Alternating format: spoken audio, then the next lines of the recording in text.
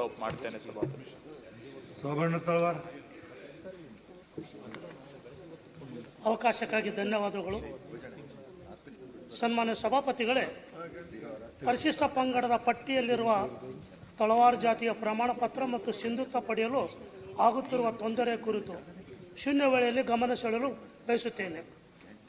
ಸನ್ಮಾನ್ಯ ಸಭಾಪತಿಗಳೇ, ಭಾರತ ಸರ್ಕಾರ ತಳವಾರ್ ಪರಿವಾರ್ ಪರ್ಯಾಯ ಪದಗಳನ್ನು ಎಸ್ಟಿ ಪಟ್ಟಿಯಲ್ಲಿ ಸೇರಿಸಿ 20 ಮಾರ್ಚ್ 2020ರಲ್ಲಿ ಗೆಜೆಟ್ ಅಧಿಸೂಚನೆ ತಂದಿದೆ. ಆದರೆ ಕೇಂದ್ರ ಸರ್ಕಾರದ ಗೆಜೆಟ್ ಆಧಾರದ ಮೇಲೆ ಅಟಲ್ಜಿ ಜನಸ್ನೇಹಿ ಕೇಂದ್ರಗಳಲ್ಲಿನ ತಂತ್ರಾಂಶಗಳಲ್ಲಿ ಪರಿಶಿಷ್ಟ ಪಂಗಡ ಪಟ್ಟಿ ಕ್ರಮ ಸಂಖ್ಯೆ 38ರಲ್ಲಿ ಸೇರಿಸಬೇಕಾದ ಒಂದೇ ತಳವಾರ ಜಾತಿಯನ್ನು 3 ತಳವಾರ 3 ಪರಿವಾರ ಅಂದರೆ ಕ್ರಮ ಸಂಖ್ಯೆ 451 ನಾಯಕಡ ತಳವಾರ್ ಮತ್ತು ಪರಿವಾರ, ಕ್ರಮ ಸಂಖ್ಯೆ 456 ನಾಯಕ ಪರಿವಾರ್ ಮತ್ತು ತಳವಾರ, ಕ್ರಮ ಸಂಖ್ಯೆ 458 ನಾಯಕ ತಳವಾರ್ ಎಂದು ಸೇರಿಸಲಾಗಿದೆ. ಈ ರೀತಿಯಾಗಿ ಸಂವಿಧಾನ ವಿರುದ್ಧವಾಗಿ 3 ತಳವಾರ್ ಪರಿವಾರ ಸೇರಿಸಲಾಗಿದೆ. 2002ರ ಮಾರ್ಚ್ 30ರಂದು ಹಿಂದುಳಿದ ವರ್ಗಗಳ ಮೀಸಲಾತಿ ಪಟ್ಟಿಯಲ್ಲಿನ ಕ್ರಮ ಸಂಖ್ಯೆ 334ರಲ್ಲಿರುವ ತಳವಾರ್ ಬೋಯ ಎಂಬ ಜಾತಿ ಯಾವುದೇ ಗೆಜೆಟ್ ಆದೇಶದಲ್ಲಿ ಇಲ್ಲದೇ ಇದ್ದರೂ ಅದನ್ನು ಮುಂದುವರಿಸಿಕೊಂಡು ಬರುವ ಮೂಲಕ ತಳವಾರ್ ಸಮಾಜಕ್ಕೆ ಅನ್ಯಾಯ ಮಾಡಲಾಗುತ್ತಿದೆ.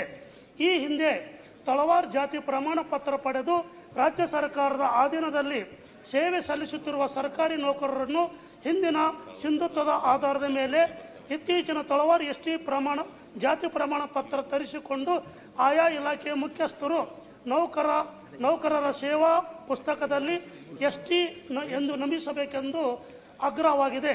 ಭಾರತ ಸರ್ಕಾರ ನಾಯಕಡ ಪರ್ಯಾಯ ಪದಗಳಾದ ಪರಿವಾರ ಮತ್ತು ತಳವಾರ ಜಾತಿಗಳನ್ನು ಪರಿಶಿಷ್ಟ ಪಂಗಡ ಪಟ್ಟಿಯಲ್ಲಿ ಸೇರಿಸಿ ಆದೇಶ ಹೊರಡಿಸುತ್ತಿರುವ ಕೂಡ ಕರ್ನಾಟಕ ಸರ್ಕಾರ ಗೊಂದಲದ ಆದೇಶಗಳನ್ನು ಹೊರಡಿಸುವ ಮುಖಾಂತರ ಜನಸಾಮಾನ್ಯರು ಮತ್ತು ಅಧಿಕಾರಿಗಳ ನಡುವೆ ಕಲಹ ಉಂಟಾಗುತ್ತಿರುವುದು ತಕ್ಷಣ ಪರಿಹಾರ ಒದಗಿಸಬೇಕಾಗಿದೆ.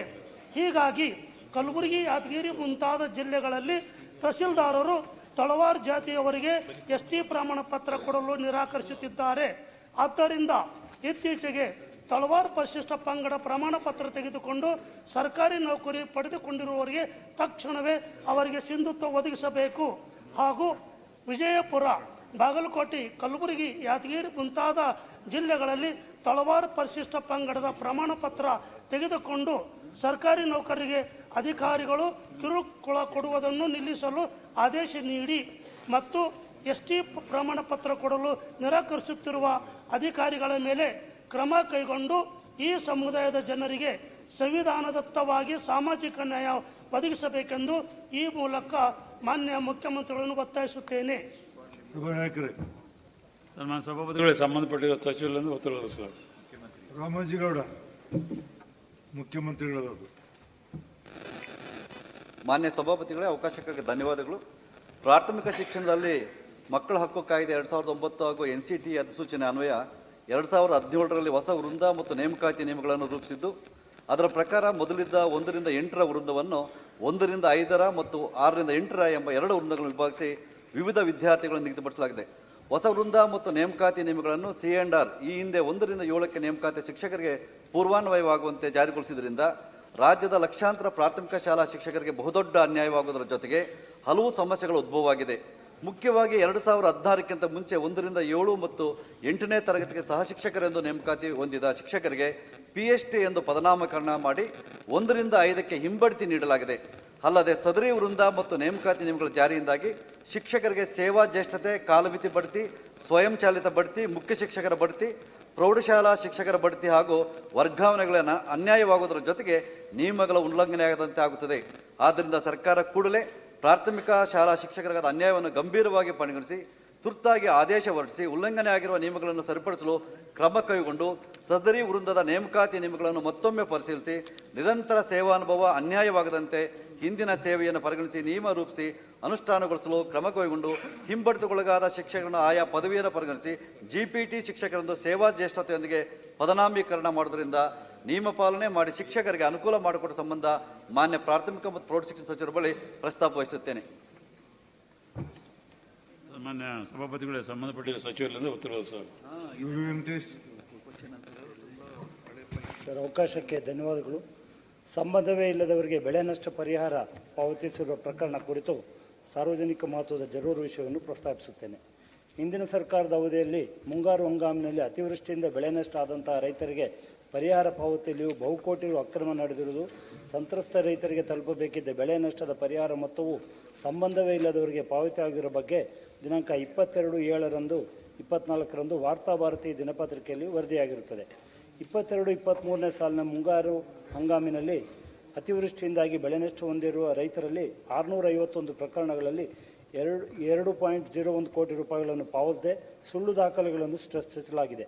ಕಡೂರು ತಾಲೂಕಿನ ಅಜ್ಜಂಪುರ ಠಾಣಾ ವ್ಯಾಪ್ತಿಯ ಕಲ್ಕೆರೆ ಗ್ರಾಮ ಪಂಚಾಯತ್ನ ಗ್ರಾಮಾಡಳಿತ ಅಧಿಕಾರಿಯವರು ತಮ್ಮ ಲಾಗಿನ್ ಐಡಿಯನ್ನು ದುರುಪಯೋಗಪಡಿಸಿಕೊಂಡು ಈ ಹಣವನ್ನು ಅನ್ಯ ಖಾತೆದಾರರಿಗೆ ಪಾವತಿಸಿರುವುದು ಪ್ರಾಥಮಿಕ ತನಿಖೆಯಿಂದ ತಿಳಿದು ಬಂದಿರುತ್ತದೆ. ಈ ಬೆಳೆ ಪರಿಹಾರವನ್ನು ನಕಲಿ ಬ್ಯಾಂಕ್ ಖಾತೆ, ಆಧಾರ್ ಕಾರ್ಡ್ ಆಧರಿಸಿ ಪಾವತಿಸಲಾಗಿದೆ. ಬಡ ರೈತರಿಗೆ ಪರಿಹಾರ ಹಣ ವಿತರಣೆಯಲ್ಲಿಯೂ ಅಕ್ರಮದ ವಾಸನೆ ಬಡಿದಿದ್ದು, ಒಂದೇ ಒಂದು ಗ್ರಾಮದ ಗ್ರಾಮ ಪಂಚಾಯಿತಿಯಲ್ಲಿ 6 ಕೋಟಿ ರೂಪಾಯಿಗೂ ಹೆಚ್ಚು ಹಣ ಡ್ರಾ ಮಾಡಲಾಗಿದೆ. ಬಡ ರೈತರಿಗೆ ಇದರಿಂದ ಅನ್ಯಾಯವಾಗಿದ್ದು, ಹಿಂದಿನ ಸರ್ಕಾರದ ಅವಧಿಯಲ್ಲಿ ಸಂಬಂಧವೇ ಇಲ್ಲದವರಿಗೆ ಬೆಳೆ ನಷ್ಟ ಪರಿಹಾರ ಪಾವತಿಸಿರುವ ಪ್ರಕರಣದ ಬಗ್ಗೆ ಸಮಗ್ರ ತನಿಖೆ ನಡೆಸಿ ತಪ್ಪಿತಸ್ಥರ ಮೇಲೆ ಕಾನೂನು ರೀತಿಯ ಕ್ರಮ ಜರುಗಿಸಬೇಕೆಂದು ಶೂನ್ಯ ವೇಳೆಯಲ್ಲಿ ಮಾನ್ಯ ಕಂದಾಯ ಸಚಿವರನ್ನು ಒತ್ತಾಯಿಸುತ್ತೇನೆ. ಮಾನ್ಯ ಸಭಾಪತಿಗಳೇ, ಇದು ಮಾನ್ಯ ಸದಸ್ಯರು ಹೇಳಿದಾಗೆ 2022ರಲ್ಲಿ ವ್ಯಾಪಕವಾಗಿ ಪ್ರಕೃತಿ ವಿಕೋಪ ಅಂದರೆ ಪ್ರವಾಹಕ್ಕೆ ಕೊಟ್ಟಂಥ ಪರಿಹಾರ ಹಣ ವ್ಯಾಪಕ ದುರುಪಯೋಗ ಆಗಿದೆ. ನಾನಾ ರೀತಿಯಲ್ಲಿ ದುರುಪಯೋಗ. ಯಾರ್ದೋ ಜಮೀನು ಯಾರಿಗೋ ಪರಿಹಾರ ಕೊಟ್ಟಿದ್ದಾರೆ, ಅವ್ರಿಟ್ಟಿರೋ ಬೆಳೆ ಯಾವುದೋ ಬೆಳೆ ಕೊಟ್ಟಿದ್ದಾರೆ. ಚಿಕ್ಕಮಂಗ್ಳೂರಿನಲ್ಲಂತೂ ಕೆಲವು ಊರುಗಳಲ್ಲಿ ಎಲ್ಲರಿಗೂ 49,999 ರೂಪಾಯಿ ಅವ್ರ ಅಕೌಂಟಿಗೆ ಹಾಕಿದ್ದಾರೆ. ಅವರು ಯಾರೋ ತುಮಕೂರು ಜಿಲ್ಲೆವರೆಗೆ ಅವ್ರ ಅಕೌಂಟಿಗೆ ದುಡ್ಡು ಹೋಗಿದೆ, ಹೆಸರು ಚಿಕ್ಕಮಂಗ್ಳೂರು ಜಿಲ್ಲೆಯಿಂದ ಹೋಗಿದೆ. ನೋಡ್ಬಿಟ್ರೆ ನಿಜವಾಗಿಯೂ ಇವರು ಅಲ್ಲಿ ರೈತರು ಸೇರ್ಕೊಂಡಿದ್ದಾರೆ, ಅವರೇನು ಕಡಿಮೆ ಏನಿಲ್ಲ ಇದ್ರ ವಿಷಯದಲ್ಲಿ. ಅಧಿಕಾರಿಗಳು ಸೇರ್ಕೊಂಡಿದ್ದಾರೆ. ಸಿಕ್ಕವರಿಗೆ ಸೀರುಂಡೆ ಅಂತೇಳಿ ಇಲ್ಲಿ ಸಾಯಿನಾಥ್ ಅವರು ಅದಕ್ಕೆ ಹೇಳೋದು, ಎವ್ರಿಬಡಿ ಲವ್ಸ್ ಎ ಡ್ರೌಟ್ ಅಂತ ಹೇಳ್ತಾರೆ, everybody loves A natural calamity. ಇಲ್ಲಿ ಹೌದೌದು,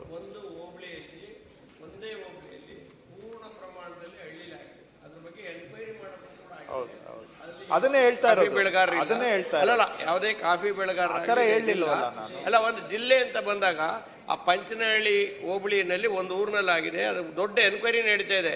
ಆ ತಹಸೀಲ್ದಾರರು ಕೂಡ ಸಸ್ಪೆಂಡ್ ಆಗಿದ್ದಾರೆ, ಇಬ್ಬರು ರೆವಿನ್ಯೂ ಇನ್ಸ್ಪೆಕ್ಟರ್ ಸಸ್ಪೆಂಡ್ ಆಗಿದ್ದಾರೆ, ಒಬ್ಬ ವಿಲೇಜ್ ಅಕೌಂಟ್ ಸಸ್ಪೆಂಡ್ ಆಗಿದ್ದಾರೆ. ಬಟ್ ಅಲ್ಲ ವಿಷಯ ಅವರಿಗೆ ಸಭಾಪತಿಯವರೇ, ಗೊತ್ತಿದೆ ಜನ ನಿನ್ನಂಗೆ ತನಿಖೆ ಆದೇಶ ಮಾಡಿದ್ದು ನಾನೇ, ತನಿಖೆ ಆದೇಶ ಮಾಡಿದ್ದು ನಾನೇ, ತನಿಖೆ ಮಾಡಿಸ್ತಾ ಇರೋದು ನಾನೇ, ನನಗೆ ಗೊತ್ತಿದೆ ಆಯ್ತಾ.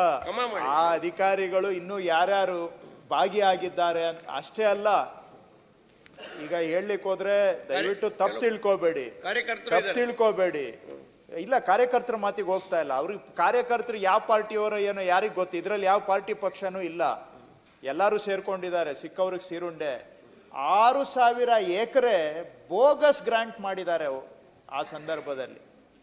ಚಿಕ್ಕಮಂಗ್ಳೂರು ಜಿಲ್ಲೆ 1ರಲ್ಲಿ ಬಡವರಿಗೆ ಸಿಗ್ಬೇಕಾಗಿರೋ ಜಮೀನು 6,000 ಎಕರೆ ಫಾರೆಸ್ಟ್ ಜಮೀನನ್ನು ಗ್ರಾಂಟ್ ಮಾಡಿದ್ದಾರೆ. ಅಲ್ಲಿ ವಾಸ ಮಾಡದೇ ಇರೋರು ಗ್ರಾಂಟ್ ಮಾಡಿದ್ದಾರೆ. 24 ಜನ ಅಧಿಕಾರಿಗಳು ಭಾಗಿಯಾಗಿದ್ದಾರೆ. 26 ಜನ ಅಧಿಕಾರಿಗಳು ಭಾಗಿಯಾಗಿದ್ದಾರೆ.